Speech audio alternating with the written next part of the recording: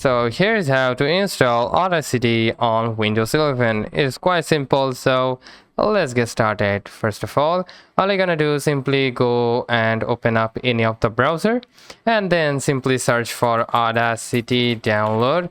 Like that, you need to search for that.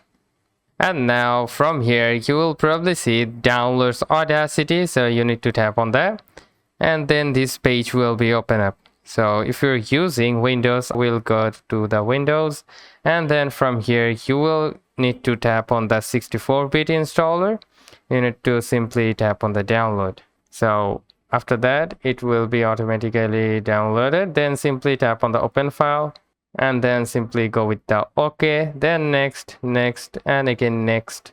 Simply go with the next and simply tap on the install.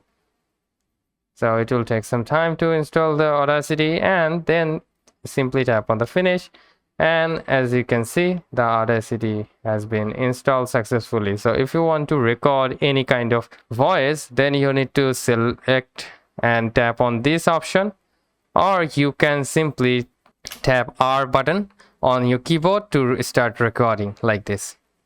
So that's how you can install Audacity on Windows 11. So hope this video helps.